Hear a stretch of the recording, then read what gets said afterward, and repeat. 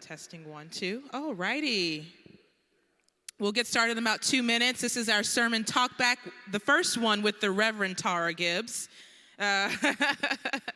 So we're excited to chat a little bit about your sermon. For those of you who are trickling in, feel free to write your questions on the pew card, and I'll come around and collect them. And at the very end, if we have some time for a few questions, I will come around with the mic as well.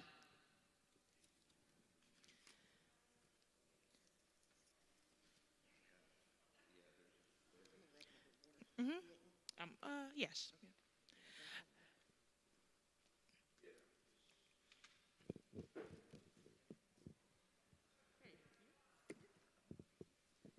lot of questions today. Y'all are inquisitive on today. A lot of questions.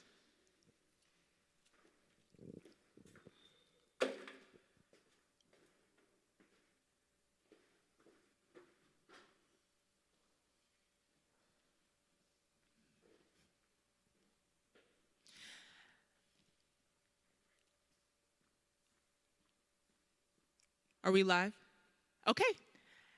For those of you who are watching at Southminster and everywhere else, at your house, on your couch, at the beach, we welcome you to Sermon Talkback with Reverend Tara Gibbs. Thank you for your sermon this morning. I had taken some notes, a few notes for myself before we get into the questions, but one of the things that I loved that you said was, on your point number 2, you said, you can love your home and still do an analyzed assessment.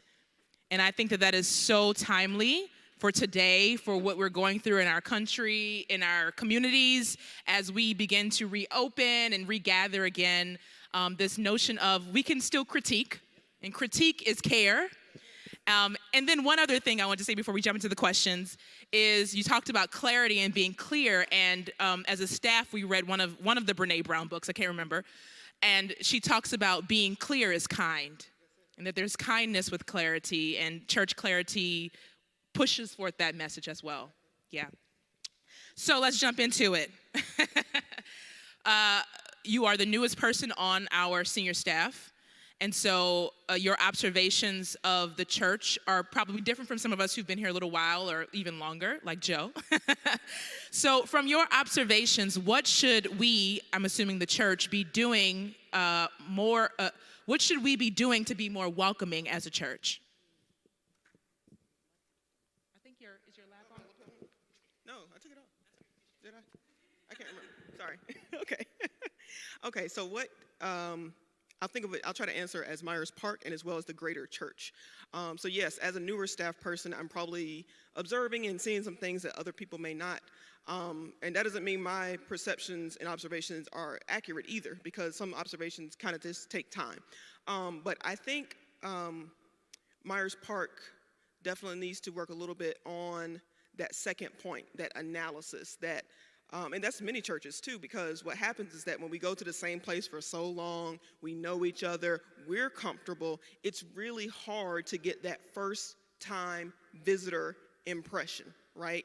So it may seem kind of trivial or even accidental that as soon as church is over, perhaps we run over to that person we know, that we love, give them a hug, and that's just what you do as an individual. However, when everyone does that, where does that leave that first-time visitor, right? Where does that leave the person who may have just wandered in? So I think just being more aware and intentional and just seeing ways that visitors and other people may not perceive our welcomeness, our welcome and greeting nature. So I would say that for Myers Park, without getting into like to nitty gritty. But for churches overall, those who identify as part of a church or as Christian, I think that around the same thing. We need to recognize first that, for example, in America, this is a Christian nation. And I don't mean that like, yeah, we're the God's chosen people kind of Christian nation, but the majority of people here would identify as being Christian, and thus you're in the majority.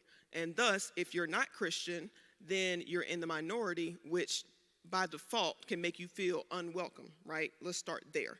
But then there are so many things that we assume as Christians, that we assume as being the majority, that when we interact with those who may not be Christian, who may not be in the majority, then there are some microaggressions or some smaller ways that we have made people feel unwelcome. How many times, I'm asking you too, Mia, Reverend Mia, have we been to an interfaith council?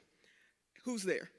It's usually Christians, and if there's others, it's the Abrahamic faith, so Judaism and Islam, and then everybody else is not present. And then everyone else, right. But that's supposed to be interfaith. So those are just little ways that I think, let's just start with which is being honest with ourselves, with the critique, with the analysis of who is welcome, who would feel welcome, even, not to belabor the question, but I mean, even looking in the sanctuary, we have a beautiful sanctuary, a beautiful historic sanctuary that could be very intimidating and unwelcoming for someone. That doesn't mean we need to shut it down and rip out the inside. It just means we need to be aware that for someone this may not be as welcoming, whether it's just the aesthetic or the simple fact that if you need to use wheelchair accessible entrance, you may not come into that front cute entry like everyone else. Yes. So we have a question here. How do we deal with the fear of welcoming people who seem very different from us? And this person added in parentheses that they are thinking of Dylan Roof and the Charleston church shooting at Mother Emanuel AME.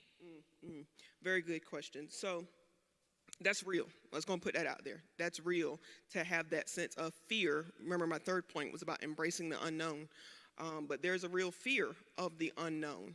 For those who may not remember, Dylan Roof entered Emanuel AME Church as if he was attending the prayer Bible study that was happening. They were welcoming to him, and then afterwards is when he inflicted the violence upon that faith community. So I understand that there is a fear, a very real fear for many of us in that sense. I think what it comes down to is just realizing that yes, that fear is present, but not being immobilized by that fear. So recognizing it's present, but not being immobilized by it. So yes, you can be afraid of something, but that doesn't mean that you shouldn't act, that you should never move, that you shouldn't try, right? I'm terribly afraid of spiders, like just arachnophobia out the wazoo. If I let that stop me from as much as I love to go outside, I would never get to fish, and I love to fish, right? So that fear is always there. And then actually, I learned that it makes me hyper vigilant, that I'm the person that when I enter a room, I'm checking the corners of the walls. I'm looking kind of in the alcove. I didn't even realize I did that for years, but I just do a quick analysis of, is there a spider here, and is it going to hurt me? But I can't let that fear immobilize me, and I've learned that I'm a little bit less afraid of spiders when I learn more about spiders, right? It surprises people that I'm afraid of spiders, but I'm not afraid of snakes at all. Like, I respect them, but I'm not afraid. And that's because I just grew up knowing so much about snakes that fear, it doesn't immobilize me. I know that I either need to act and respect it and back off, or, okay, this is a cute snake, go eat the spiders, hopefully, right? So hopefully that helps to recognize that, yes, that fear is normal, it's very human, but then being determined to not let that fear immobilize you or keep you from doing the great works that God has called us to do. Thank you for that. I, too, scan the room for roaches. I do not like roaches. You got to look. You got to do it quick. So we have a question from our friend Devin, 2 questions. How do we practice inclusion of groups that challenge or reject our deeply held belief and values? How do we practice inclusion of groups that do not include us? Yes. So if I'm understanding the question correctly, Devin, are you thinking about maybe those people who, let's say, like somebody that may be bigoted, right? Like, are we still supposed to be inclusive? Okay, I just want to get some clarification. I thought about this too as I was working this sermon, because it was not my intention to let anyone know that you should welcome everyone. Let that KKK member inside. That was not what I'm trying to say. But I think there's some nuance here. That is, I believe, this is me, that there should be room for people. We include people. Now, of course, they're going to bring their beliefs with them, but we should have spaces to include people. So we love the person. We include the person, but recognizing while we welcome the person, that doesn't mean that all their beliefs are welcome either. Okay? This is just me. So yes, the person is welcome, because otherwise, how can someone reform? How can someone change? How can someone grow? So we have to welcome the person, but that doesn't mean that bigotry, hatred, evil ideals are welcome as well. And that is a challenge. That means it's going to take some work. That's when welcoming becomes very, very difficult. It's difficult work. And I wish I had more to tell you on that, because I'm still working on that too. But that would be my answer to that. Welcome the person, not necessarily the beliefs. Yeah. In Dr. Boswell's absence, he would be proud to know that I listened to him, actually. But he says that we welcome all people, but not all behaviors. There it is. So, yes, you are welcome as a person. And also, if you are being disrespectful or being inhumane, right, then we have to analyze. Yeah, to analyze and be kind and set a boundary. Set boundaries, right, yes. Thank you, Carol. Okay, next question. Have we in PBC hosted other diverse community churches for Sunday or evening services? I'm the newest person on staff, so to ask me that question. I'm not the historian here. Maybe someone else can speak to the experiences. Do I need to call on Joe? I mean, Joe. Oh, Joe. I'm in 2 years in. I mean, I know we've hosted, we've had people worship in our space. So Correct. I know Temple Beth El has worshiped in our space. Other historians, Kara Pearsall, might know more. But we've had people in our space. Correct. I'm not sure about diverse, together on a Sunday. But you want to briefly say something? Yeah, please share. Help us. We used to have Shalom Hall. It's called Shalom Hall because that was where a Jewish church met. And then also we have had a Buddhist group that meets here, I assume, not during the pandemic, but were meeting here every week. And then we used to have Sunday school classes that were for atheists. So we are extremely open to any other groups. Excellent. Thank you for that. Great to hear that. Thank you. And I know that there's been some things in the past where we have gone and sung with other churches. I know a few people in the choir have mentioned stuff like that. But it's a work in progress from what I understand after being here a little over 2 years, and you're still on that journey. Yeah. Next question. Do you think white supremacists feel welcome here in our church, or do they feel guilty and don't come? Okay. As a non-white supremacist, I would think, again, as a non-white supremacist, that based on the mail and the emails that are received at the church often from white supremacists, would they feel welcome? Maybe, but I don't think they have any intention of trying to be welcomed either, if that makes sense. So if they would try the church, perhaps they would feel welcome and included. One of the things that drew me to this church was the inclusion of all people. Again, we're talking about the person, wherever you are in your spiritual journey or non-spiritual journey, to feel welcome. But again, those beliefs and those behaviors are not. So I could see where they might not feel welcome, knowing that they cannot cross the boundaries of disrespect or certain behaviors and mindsets and beliefs as a white supremacist. But if we want to take a broader definition of white supremacist and the definition of any person that's raised in this white supremacist country, right, where by default we have mindsets and ideals, and I say we, even as a black person, because that stuff can be internalized, that I would still feel welcome here because I know this is a place that I can ask questions, where I can learn from other people who may be a little bit further along than I am. I love that this church offers the what does it mean to be white class, where there very well could have been a white supremacist in attendance, but that was a space for them to learn, to grow, and to unlearn a lot of behaviors and mindsets. Yeah. Thank you for that answer. And white supremacy is systemic, so you may not identify, but be a part of upholding the systems. Yes. Yeah. Mm-hmm. So we have a question, which is I know who asked this question, and also because I was up there standing up as well. So the anthem, Lift Every Voice and Sing, yes. This person says, I was taught in Chicago public schools is recognized by blacks as the black national anthem, and one should always stand when it is sung or played. as allies in a woke congregation, why did we not stand in respect and to welcome? Great question. So, first of all, I'm not the minister of music, so that might be a question for y'all are asking me all the questions. I'm not a minister of music. I was not in charge of music. I did not know that was going to be sung until a few days ago when I got the pre-printed program. I think, again, this is my opinion. We have different ways of honoring and showing reverence, right? For someone, it may be standing. For others, it may be bowing down or being silent. For me, when Lift Every Voice was sung, it was singing along, knowing that I knew all the words because it was sung in the churches where I was raised and groomed, and it is considered the Black national anthem in my community where I'm from.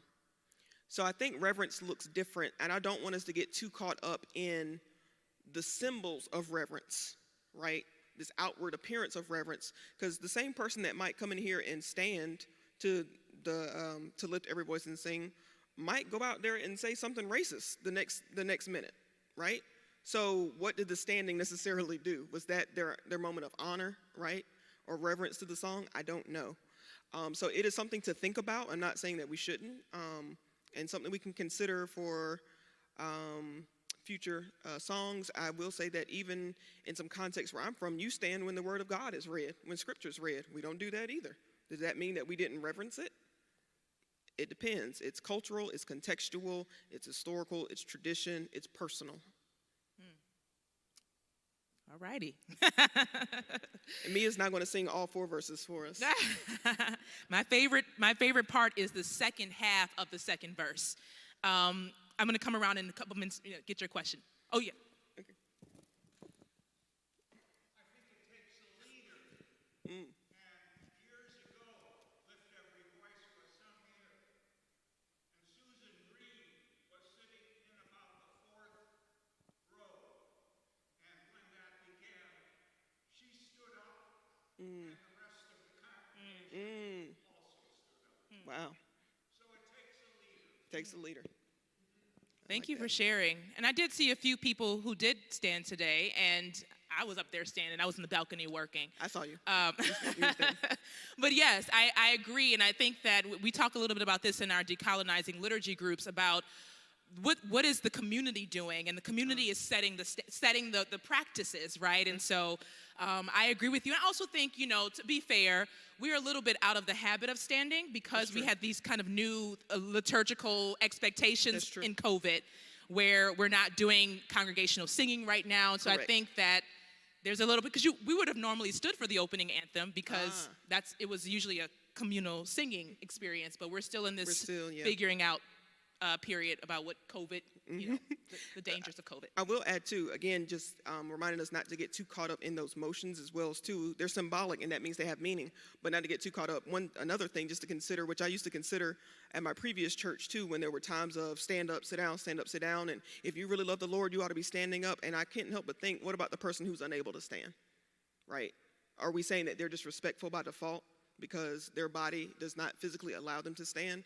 Those are just things that I think we should be cognizant of when we have these expectations of what we do for worship. Thank you. I have an easy question, hard answer, this person says. Can/should the home metaphor be extended to community, state, country, and world? And how do we accomplish that? The easy answer is yes. That's what I was getting at. Yay, yes, please. Hopefully you got that. But how do we do that?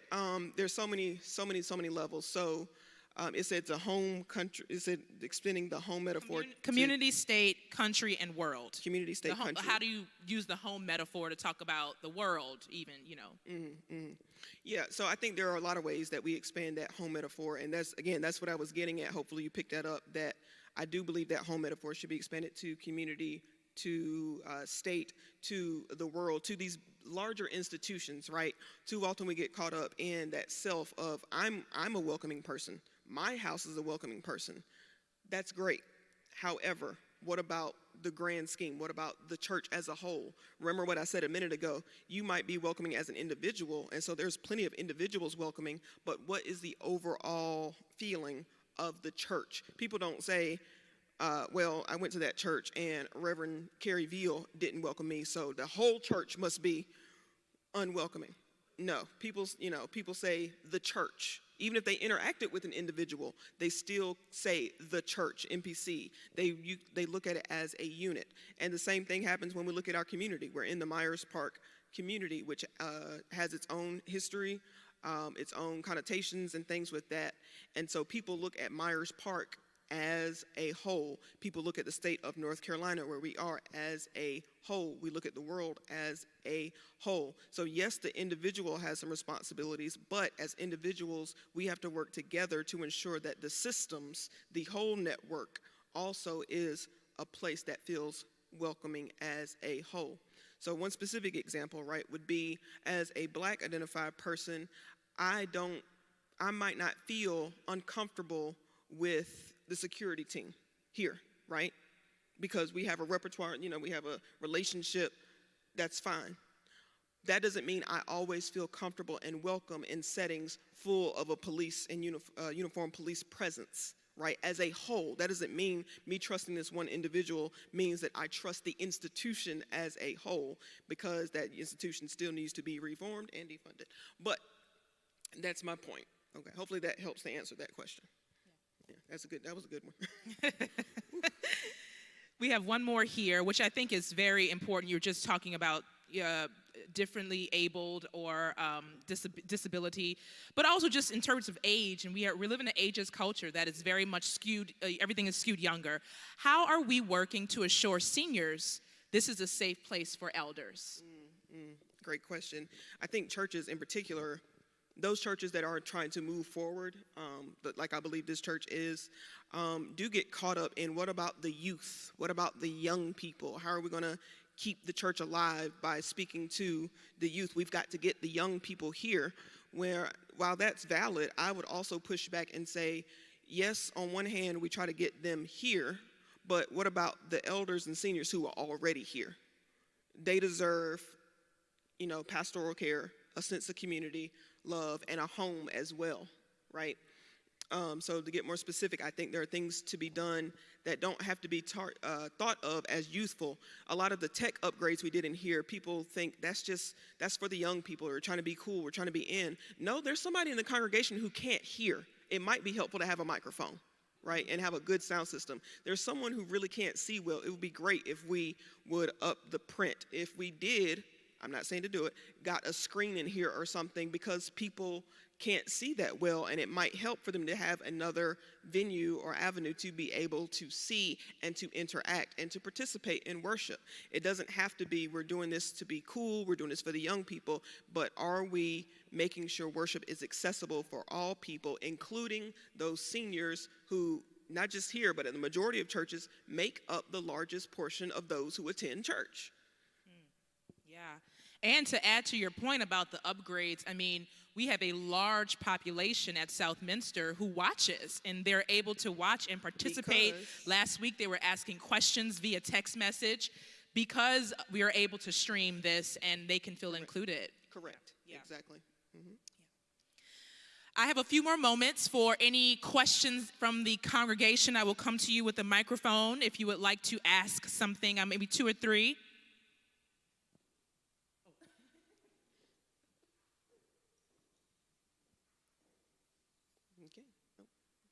Okay, we have a follow-up.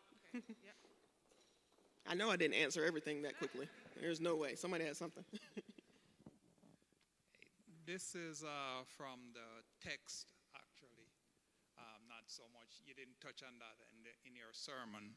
So my question is, in the text it says something about Jesus not being able to work miracles, or his power was somewhat diminished because of their disbelief. And I'm wondering what's your thought on the power being somewhat dependent on our beliefs? Or how would you, you know, what's your thoughts on, you know, how that would make us more welcoming, our beliefs, and, you know, just the whole idea of Jesus' power being so much dependent on the people's belief. Okay, thank you, Mr. Morris. If I hear you correctly, I'll try to answer. If I didn't, please let me know.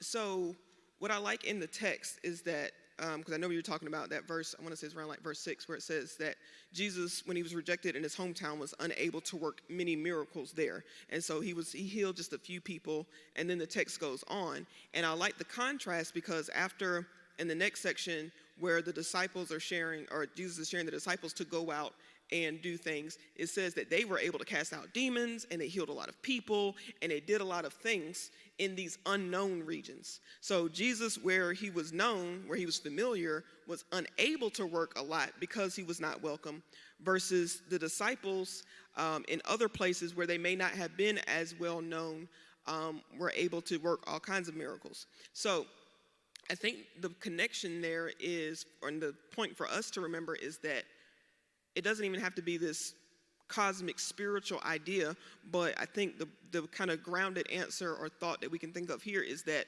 who are we missing out on because we didn't even let them in, right? What gifts can people bring to this church, for example, if they knew that they were welcome in? What gifts can we bring to this country if we let people and welcome them in?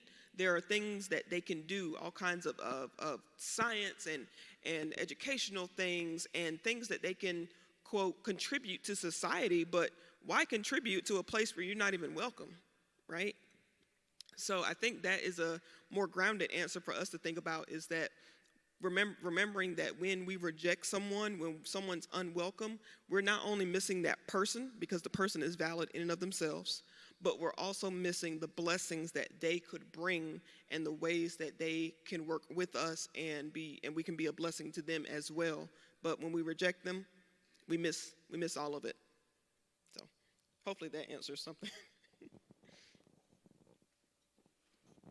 So I had sort of a follow-up question to the question that I had asked. So I'm curious, especially for people like me who live at the intersections of multiple marginalized identities, who are often not included by many sectors of society, and I especially think about my trans identity and being rejected from legal institutions and social institutions. What does it look like for my community and for our community to be inclusive in a world that doesn't include us? Thank you, Devin. I had trouble hearing you, but if I heard you correctly, this is my answer. I love that one of my professors at Princeton, Dr. Yolanda Pierce, reminded us, students in one class, that we have to make a decision as marginalized people, right? We have to make a decision. Do we want to stay in harmful places and make them better, or do we want to leave and make our own? Neither answer is right or better than the others. In certain contexts, I find myself staying and making better, i.e. church, Christianity. There's so many ways that Christianity has been harmful to a few of the intersections where I lay as a person, but I know my love for the church, for Christianity, for Christ, pushes me and compels me to want to make it better, to want to include so many other people that I know that may not have wanted to include me.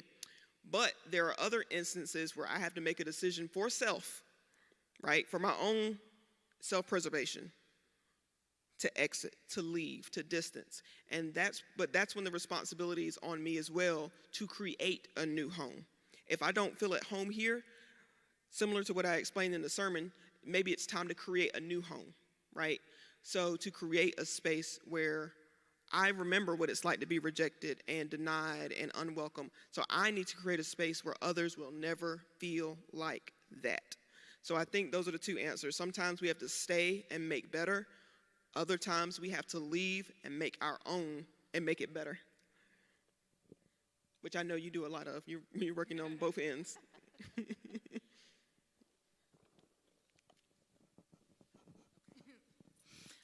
If I can piggyback on that, I would like to add a third option, and I'm speaking as a person who is marginalized and often creates my own. For those who are highly oppressed, like we get tired because that labor is expected of us to always create.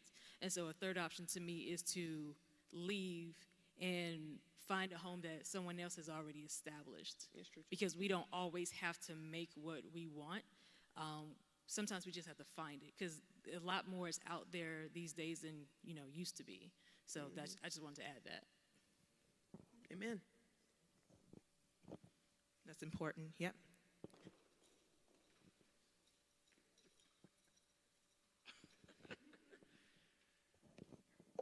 Yeah, I definitely enjoyed. A little bit closer. Okay. I definitely enjoyed your message because I can just definitely relate. And I think a lot of the problem is it is some of us analyzing and doing all those things, including, but I can remember asking a trans friend, like, I'm at a great church, come on with me. I don't think it's the church. I think it's like, their the thoughts of Christianity beliefs, because as we growing up, we was taught, this is the way you need to be. This is the way you need to do things. And that scare factor, I'm going to hell. So a lot of times, I know with the LGBT community, that's what we are facing every day. I have went to a church, a Pentecostal church, every Sunday, and this is all this man talked about. And I'm like, wow. And I remember one pastor said, well, if you go into a church and you just designated for hell, why are you going there? And that was a question for me to answer for myself. And I had to say, just like you said, you have to create a place. But not only create a place, that creates more work for you. It's finding a safe place for you and not only doing it for you, but also for others. So I definitely appreciate that message. Thank you so much. You hit on another point too, Francesca, that I was trying to get into my sermon, but of course, try not to be too long, but that is this idea of welcoming people. Again, it goes beyond just, is someone comfortable? Do they like the aesthetic? Will they give me a hug? Because for many of us, it is life or death, right? It's the difference between being welcome or not welcome. It's the difference between someone just tolerating us or someone actively trying to harm us. So it's not an option of, well, I'll go here even though I know I'm not welcome. It's, I can't go there because I might be harmed physically, mentally, spiritually, right? That damnation of, this person or this group is going to hell. Who wants to sit under that every Sunday? I don't. I refuse to. Because that's not just, again, that's makes me uncomfortable and I don't feel welcome. It's a deeper thing, knowing that when someone else hears that, they are taking it upon themselves to know that when they see my identity and my personhood and my body, that they need to take action and harm me or hurt me or put me in danger. So I just wanted to reemphasize that this is why this welcoming and feeling at home is so important, because there are so many places in this world already that are out to hurt people, that are harming people, that are doing no good. The least we can do is be one spot, even if it's just here in Myers Park, that people can know that they will not be harmed. Thank you so much for that. I had a professor that used to always say, when we do this work, we do it for the sake of life. That's it. So we're not just, this is not just a cute concept or idea, but this is for the sake of life and healing people. Amen. And saving them. Amen. Not for some heaven, but for earth. Now. Saving for them the now. now. Yeah. Yes. Reverend Tara, thank you for your powerful sermon. Thank you all for participating in Talk Back on this 4th of July. Thank you for watching, those of us online. We will see you next week. All right. Thank you so much. Thank you all.